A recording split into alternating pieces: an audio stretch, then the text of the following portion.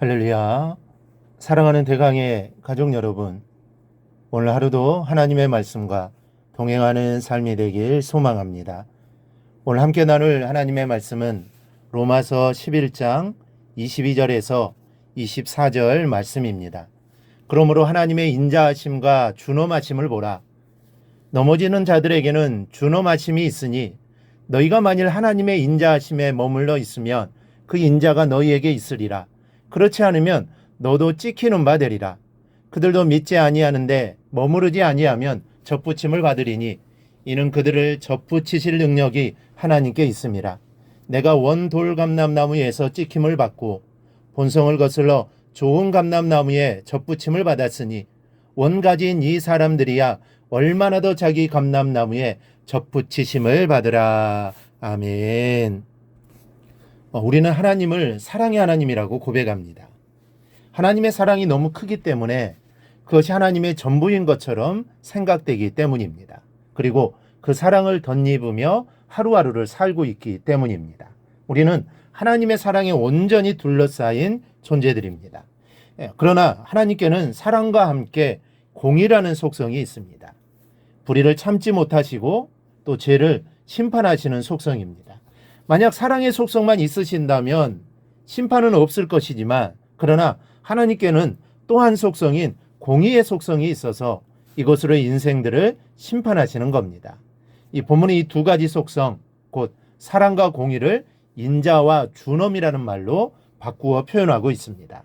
그리고 넘어지는 자는 하나님의 준엄, 즉 공의 때문에 넘어지는 것이요, 접붙임을 받아 구원받는 자들은 하나님의 인자, 즉 사랑 때문에 구원을 받게 된다고 말씀합니다. 그러면 넘어진다는 것이 무슨 뜻입니까?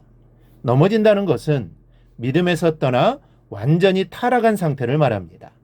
또한 믿음에서 떠나 완전히 타락했다는 것은 율법과 그에 따른 행위를 의존하는 것을 말합니다. 즉 율법에 의해, 행위에 의해 구원받을 수 있다고 생각하고 거기에 몰두한다는 것입니다. 이런 자는 넘어지게 됩니다. 타락하게 됩니다. 하나님의 공의에 따라 심판받을 수밖에 없다라는 말씀입니다. 이 바울이 로마서를 통해서 끊임없이 말씀하고 있듯이 사람이 율법과 율법적인 행위로는 구원을 얻을 수가 없습니다.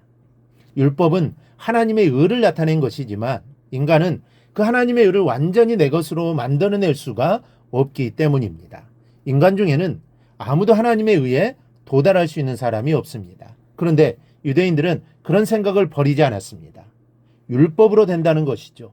자신들의 혈통과 종교적인 전통 그리고 종교적 기득권으로 구원을 충분히 받을 수 있다고 생각했습니다. 자신들은 그만큼 특별한 존재라고 생각했다는 것이죠. 즉 선민이라는 것입니다.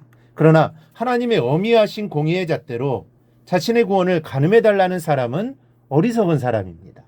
사람에게는 아무 의도 없기 때문에 하나님의 공의에 의한 방법으로는 심판받을 뿐이지 구원받을 수가 없기 때문입니다. 열이면 열, 백이면 백, 다 심판을 거쳐 지옥행입니다.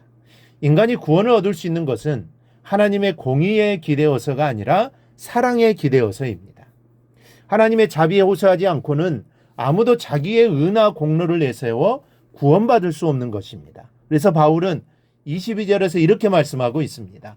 그러므로 하나님의 인자하심과 준엄하심을 보라. 넘어지는 자들에게는 준엄하심이 있으니 너희가 만일 하나님의 인자하심에 머물러 있으면 그 인자가 너희에게 있으리라. 그렇지 않으면 너도 찍히는 바 되리라.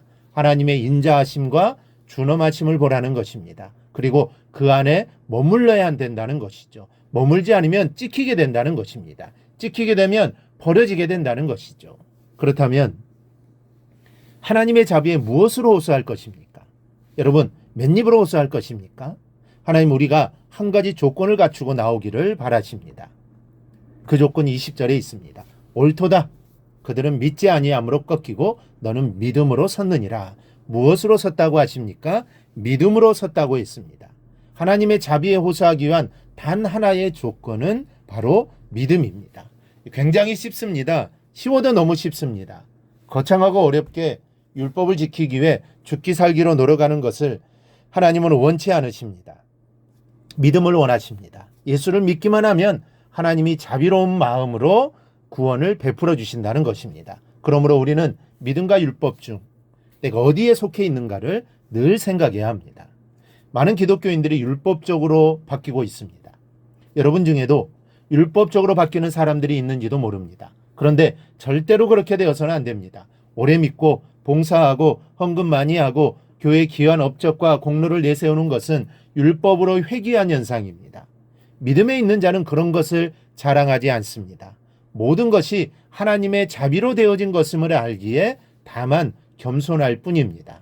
율법주의란 다른 것이 아닙니다. 먼저 믿었다는 종교적인 기득권, 내가 한 일이 많다는 자랑이 바로 율법이요 율법주의입니다. 종교적인 기득권과 한 일이 많다는 그 공로로 천국에 갈 수 있을까요? 그런 것은 천국 가는 조건이 아닙니다. 하나님의 공의 앞에 우리 자신을 세울 때 우리는 어미하신 하나님의 심판을 받을 수밖에 없는 죄인들에 불과합니다. 그러나 하나님의 자비 앞에 우리가 믿음으로 서면 우리는 하나님의 사랑하시는 자녀가 됩니다. 누구든지 그렇습니다. 유대인도 예가 아닙니다. 믿음으로만 구원의 나무에 접붙임이 되는 것입니다. 여러분은 이 사실을 의지하고 사시기 바랍니다. 하나님의 자비하심이 있었기에 오늘 내가 있는 것이고 하나님의 자비하심이 있었기에 내가 구원받은 것입니다. 이 사실을 잊어버리면 교만해질 수밖에 없습니다. 그리고 행위로 하나님 앞에 의롭게 보이려고 노력할 것입니다. 그러나 이러한 노력은 아무것도 아닙니다. 아무런 효과를 볼 수 없습니다. 이 사실을 꼭 기억하고 하나님의 자비하심을 늘 구하고 하나님의 자비하심을 힘입어 믿음으로 승리하는 삶을 꼭 살아가기를 주님의 이름으로 축원합니다. 오늘 묵상한 말씀을 굳게 잡고 삶으로 실천하며 살아내는 대강의 모든 성도들이 되기를 축복합니다.